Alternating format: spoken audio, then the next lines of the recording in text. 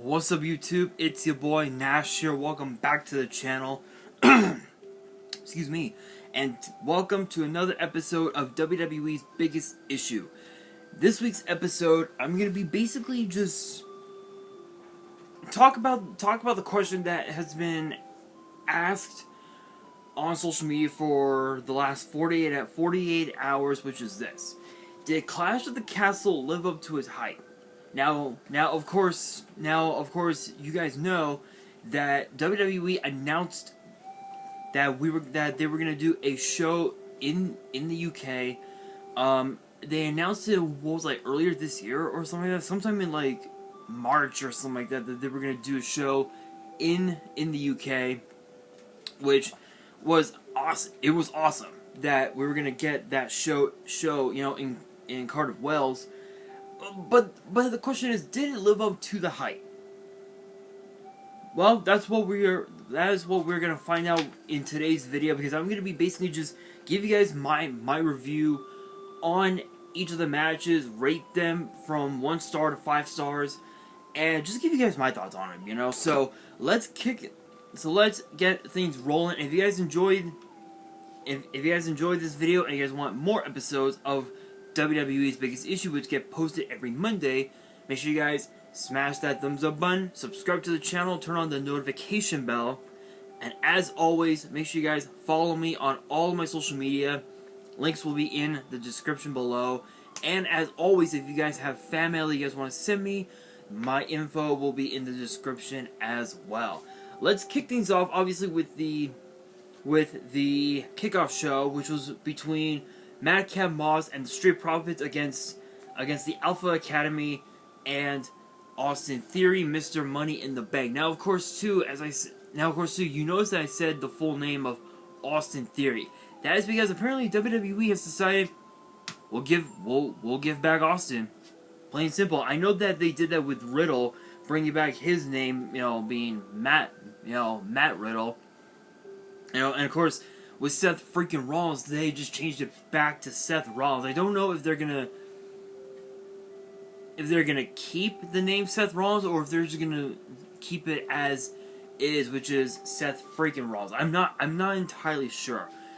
But this kickoff show match, it was a squash match. I mean, I know that the Alpha Academy has had their issues with the Street Profits for a while, and I know that Moss had a bit of a run-in with Austin on SmackDown not too long ago. But this was just a squash match. Although I will be generous, and I'm gonna give this one 3 stars, and the reason being is because of the fact that Madcap Moss is like 248. Is like 248 pounds, 250 pounds. Otis is like 350. Otis is 350 pounds, and Madcap Moss just hit him with a follow-away slam like it was nothing. So, because of that, I'm giving this match 3 stars easy. Now we move on to the main card, which we kick things off with a 6-woman tag team match between the team of excuse me, between the team of Alexa Bliss, Asuka, and the Raw Women's Champion Bianca Belair, taking on Damage Control, which is, I guess, their new faction name, which consists of Bayley, Dakota Kai, and Io Sky. I don't know why they changed it to Sky. That just makes no sense. None whatsoever. But I gotta admit, this was a really good match. I mean, the way that they sold themselves to the fans was just absolutely insane. Although I will admit, the way it ended, I feel like they could have done something a little bit different besides just a moonsault and a pin, because Bayley pinned Bianca Belair as if she did all the work, but really it was Dakota Kai and Io Sky that did all the work. If anything, in my opinion, had Io Sky had remained tagged into the match and pinned Bianca Belair, she would have been the one potentially challenging for the Raw Women's title, and not Bayley, because Bayley, she's already had her time in the spotlight. I'm being real. she's had her time in the spotlight. She's a former Raw Women's Champion. She's a 2-time SmackDown Women's Champion, former NXT Women's Champion, 2-time Women's Tag Team Champion, Money in the Bank. She's already done everything that there is to do in WWE. Why not let Dakota Kai or Io Sky take the pin over Bianca? That way they get the title shot and not her. It's just as simple. I'm gonna give this one three stars only because of the simple fact that had it just been Io Sky pinning Bianca Belair, this would have been an easy 3.5 star, maybe a 4-star match. Because the way that this match went, it could have been anybody's game. It could have been anybody's match, but unfortunately, it was Damage Control's match, and honestly, I'm curious about what's gonna happen. Excuse me. I'm actually very curious as to what we're gonna see tonight on Raw. With the fallout of Clash at the Castle. By the way, shouts to Brisk for the pink lemonade, not sponsored. Just that their pink lemonade is awesome. Anyway, again, had Io Sky pinned Bayley, this would have been an easy 3.5 star. But Bayley, we all know Bayley. She calls herself the role model and, a true trailblazer. We all know. We've heard that song and dance more times than I give a fuck to count. But let's be real. She only came back because of the fact that she wants to defeat Bianca and take the Raw Women's title away from her. So that way, when she is champion, nobody can challenge her for her title. She'll just run away like a scared little cat. I would say it in a different way, but you guys know me. I would never demoralize women unless... Actually, honestly, I wouldn't really demoralize women at all, actually. Well, anyway, moving on. Next up, we have the Intercontinental title match, and this was... I'm gonna be honest, I would probably consider this to be the savior of the whole card, because when you think about the Intercontinental title, you think of guys like Pat Patterson, you think of guys like Tito Santana, you think of guys like Bret Hart, you think of guys like Randy Savage, Ultimate Warrior, Roddy Piper, Goldust,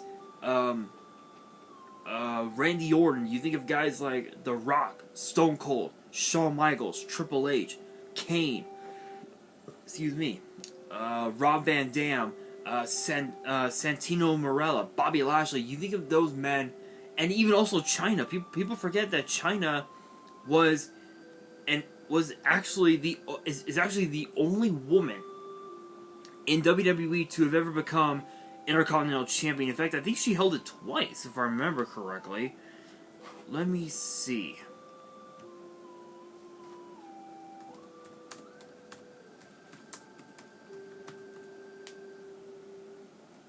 Let's see.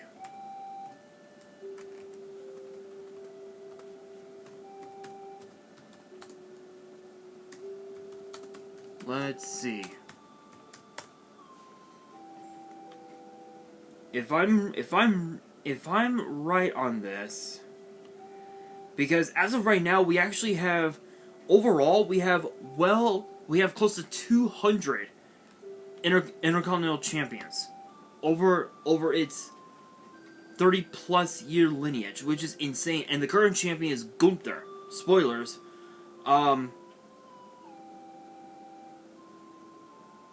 So funny enough, during the times of 1979,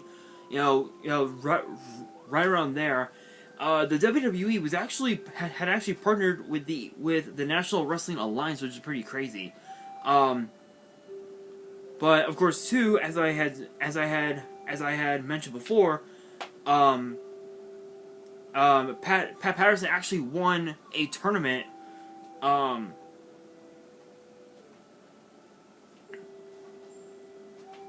actually won a tournament in Rio de Janeiro, Brazil. And funny, and as a bit of an Easter egg, he became the first champion. Obviously, we know, but it was as a result of defeating the $1 Million Man, Teddy DiBiase, to win the very first ever, literally the only time that we ever got to see this, the WWF, literally the World Wrestling Federation North American Heavyweight title, on June 19th, 1979 in Allentown, Pennsylvania, and then obviously defeating Johnny Rodz in a tournament to not only unify the North American, but also the South American titles to create the Intercontinental title, which was obviously the first ever Intercontinental title. And then of course as you go down the line, you have guys like Ken Patera, you got Pedro Morales, you've got Don Morocco, you've got Tito Santana, Greg Valentine, Randy Savage, Ricky Steamboat, Honky Tonk Man, Ultimate Warrior. In fact, Honky Tonk Man, I believe is one of the longest reigning Intercontinental champions ever, holding it for 454 days, which is pretty cool. And then of course to Ultimate Warrior, Ravishing Rick Rude, and then it was vacated by the Ultimate Warrior because he wanted to focus on the WWE title, which I don't blame him. I didn't blame him, honestly. Mr. Perfect, Texas Tornado, Bret Hart, the Mountie, Roddy Piper, British Bulldog. We all had, I had talked about that before. Just keep going down the line. Shawn Michaels, Marty Jannetty, and then Shawn ended up. And then he was stripped of the title because he failed to defend the title within 30 days. But it was actually because of the fact that he was tested positive for something unique. It's the last thing you would ever expect out of Shawn Michaels. As far as what that is, well, I'll let you guys think about that one. Let's see here. Razor Ramon, Diesel, Jeff Jarrett.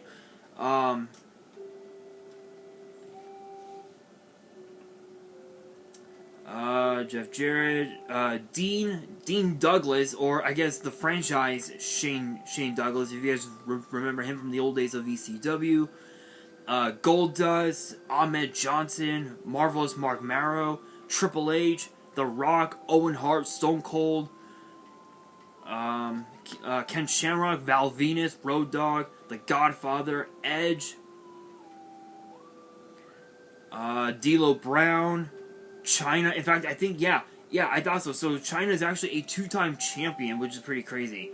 Kurt Angle, Chris Benoit, Chris Jericho, Rikishi, 3-time champ. I believe this makes it a 3. Oh no. Yeah, okay, no. She's a 2-time. I was right. Yeah, a 2-time champion. Eddie Guerrero, Billy Gunn, Jeff Hardy, Kane, Albert, Lance Storm, Christian, Test. William Regal. Let's see.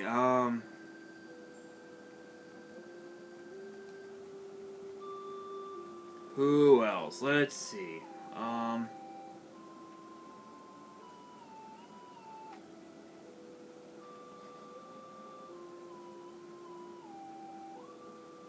And then of course Triple H ended up unifying both the World Heavyweight title and the Intercontinental title at No Mercy, and then of course it was deactivated for a little bit, but then it came back a year, literally October, November, December, about 7 months later, when Stone Cold Steve Austin, one of the co-GMs of Raw, ended up reactivating the title, and then of course too, Christian ended up becoming the first reactivated champion.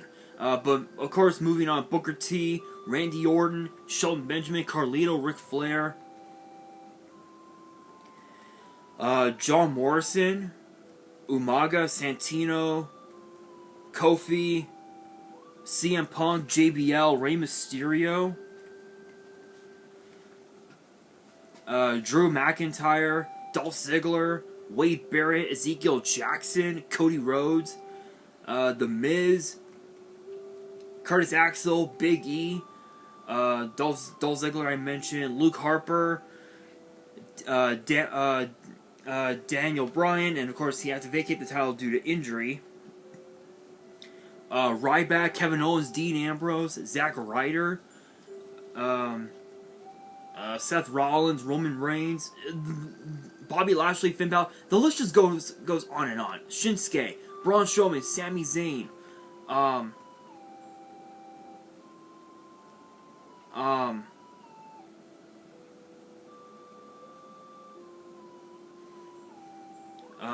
AJ Styles.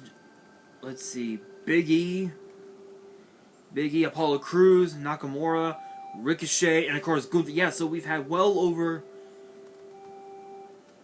So let's see, how many first-time champions have we had? Let's see, 89.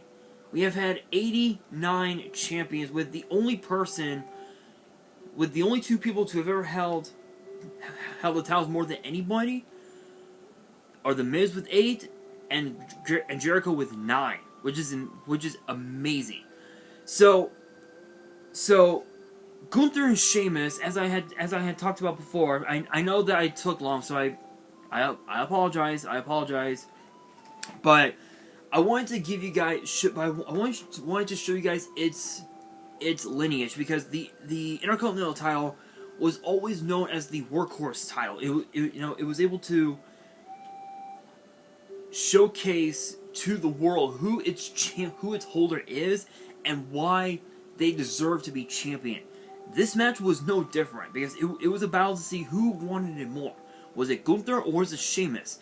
Ironically enough, Gunther was in Sheamus's turf. Now, while it was true that we did get to see Giovanni Vinci reform Imperium with Kaiser and of course Gunther, this was a match to determine who was going to be the workhorse of SmackDown. This one lived up to the hype. I'm giving this one 5 stars easy, because these two men put on a fucking clinic. They beat the hell out of each other, chop after chop, bro kicks, power bombs. It literally took two power bombs and a lariat for Gunther to pin Sheamus, because Sheamus was not gonna go down. He was not gonna go down lightly, but I know for a fact that if there's anybody who can stop Gunther, hands down it's Sheamus. Hands down. I would love to see Imperium versus the Brawling Brutes. That would be a hell of a match. But this match, 5 stars easy. Next up, we have a match for the SmackDown Women's title between Liv Morgan and Shayna Baszler. This was probably by far the worst match that Liv Morgan has had since becoming SmackDown Women's Champion last month, like two months ago, at Money in the Bank. This is an easy two stars. This was like, I wouldn't say the worst, but probably one of the most interesting matches that Morgan had, because while it is true that she did pin Baszler using a Codebreaker Oblivion combo to retain the title, we knew that Shayna Baszler had this one in the bag, with Liv Morgan's arm being fucked up, the way it was, and with Shayna Baszler being a submission master, you would think that there was no way in hell that Liv Morgan was gonna win. No way in hell. Nope, she was able to pull it off. I'm only giving this one 2 stars. It just didn't feel right for me. I feel like Shayna should have won that one. But next up, we have a tag team match that was based on the fact that AJ Styles and Edge started the rivalry earlier this year, as Edge teamed up with Rey Mysterio for the first time in 20 years to take on the Judgment Day's Damian Priest and Finn Balor.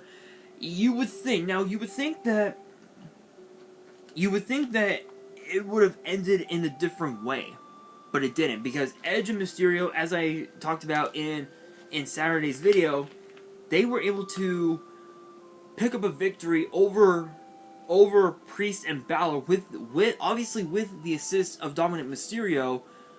But you're asking yourselves, wait a minute, what's going on here? Yeah, you noticed I was not completely hesitant, but I was slightly hesitant because, well, Dominic Mysterio decided, you know what, I'm done with this bullshit, and it's time I did things on my own. He decided to hit Edge with a low blow, and then told Edge, this is all your fault. And then goes so low as to clothesline the living hell out of his own father, Rey Mysterio. His funny thing, and what's interesting, is that his sister Aaliyah took to Instagram on her story and said that she couldn't believe it. So one has to assume that both Ray's wife Angie and his daughter Aaliyah might end up getting involved in this whole situation, and Michael Cole actually said it best on commentary. You know, he believes that Dom was just confused. He's confused, and he doesn't know. He doesn't know what to do. But judging by the fact that he ripped the Mysterio shirt from off his back, signifies that he might end up joining Judgment Day, which is a possibility. But knowing Ray, he'll do whatever he can to try to convince his son, dude, don't be doing this shit. No. This matchup though, I gotta give it 3 stars, because aside from the Dominic Mysterio heel turn, I feel like as if this matchup was basically a battle of wrestling's past meeting wrestling's future, if you will. And this was a really good matchup. But now, obviously, with Edge's wife Beth Phoenix now involved, and with AJ Styles still technically dealing with Judgment Day, one has to assume that we might truly see wrestling's past meet wrestling's future, as in Edge, Rey Mysterio, AJ Styles, and Beth Phoenix take on all 3 members of Judgment Day with Dominic Mysterio, if Dom chooses to join Judgment Day. If that does happen, then hands down, we are definitely going to be seeing these 8 competitors face off at Extreme Rules, which is actually the next premium live event for WWE, which is, I believe, later on this month, actually, funny enough, if I'm right on that. I believe so. But, again, this match, 3 stars, easy. But here's the thing. The reason why Dom...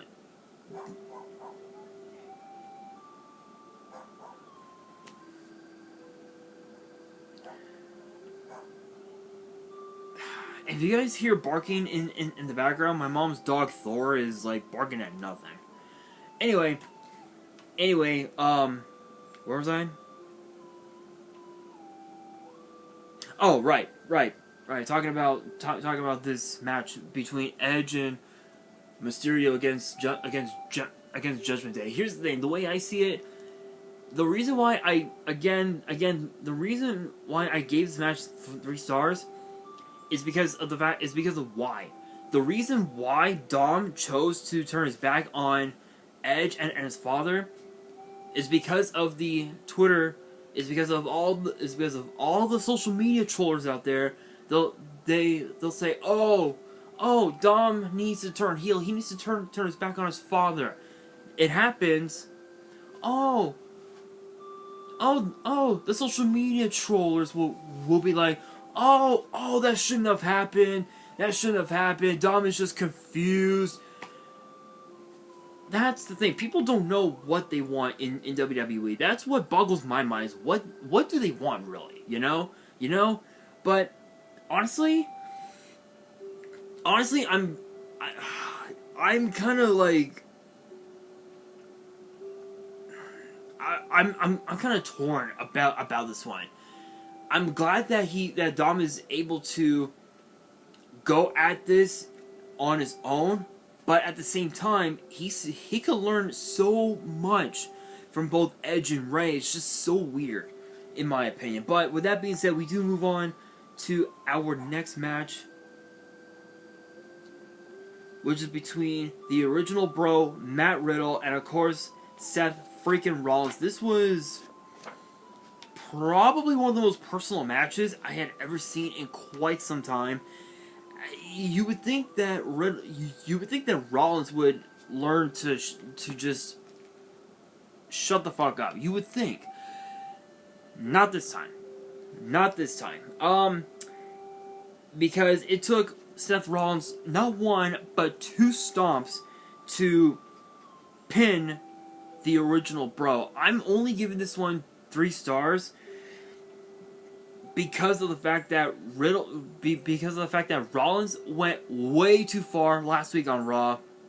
He kept saying that, if you guys remember the backstage interview that Corey Graves did with both Riddle and Rollins, Riddle took it to actually truth be told, it was Riddle who started the personal bullshit, saying that at Clash of the Castle he was going to prove that there was only one man in the family, which was Becky, and then Rollins was like, okay, clearly, since you want to talk about my family, why don't we talk about yours? Oh wait, that's right, your family, your wife divorced you and took the kids with her because she didn't want to see you again. Yeah, that pissed off Riddle, and Rollins was able to use that against him, and Rollins was able to pick up a victory. I'm only giving this one three stars, only because of the fact that Riddle had Riddle have controlled his emotions in full, Riddle would have won easily. So that's just my opinion. But we move on to the main event for the undisputed Universal title between Roman Reigns and Drew McIntyre in Drew's home native in the UK. Everybody was on Drew's side, and there was a meme. There was a meme on Instagram with a fan holding up a sign that says, "If Roman wins, we riot." Yeah, they were rioting, all right. It was not pleasant. Roman Reigns, with the help of a debuting Solo Sikoa from NXT, was able to pick up a victory over Drew McIntyre. I don't know. I think, honestly, it's a matter of who can stop the Bloodline. Can anybody defeat Roman Reigns? Can anybody defeat Solo Sikoa? Can anybody defeat the Usos? Can anybody defeat Sami Zayn? It's a matter of who. Who can pull off, who can instantly pull the trigger. Honestly, I don't really know. I'm only giving this one 3.5 stars because had Solo Sikoa not have gotten involved, hands down, Drew would have won easily. Drew would have had that match in the bag. So overall, did this card live up to the hype? Yes, absolutely. They said that this was going to be the biggest show that they did in WWE history. They were lying. This was an amazing card. The only downside to this card was the fact that the kickoff show was a squash match. The SmackDown Women's Title match was a squash match, and the fact that the match between Riddle and Rollins was literally the worst match Rollins has ever had in a very, very long time. So overall, I'm giving this one 3.5 stars because the only two matches that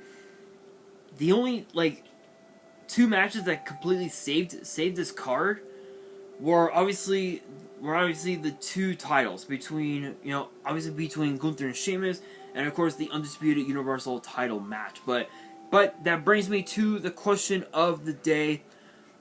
What were your guys' thoughts? Actually, you know what? I have a better idea. I have a better question in mind. Here's the question of the day. Who do you think is going to defeat Roman Reigns and take the undisputed Universal title off of him? Let me know down in the comments below.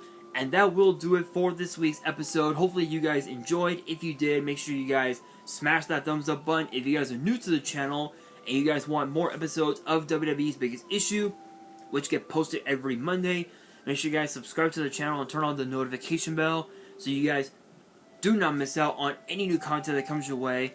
And as always, make sure you guys follow me on all my social media. Links will be in the description below. And if you guys have any fan mail that you guys want to send me and you guys want me to open it up on the channel, all the info will be in the description as well. And on that, this is your boy Nash, signing out.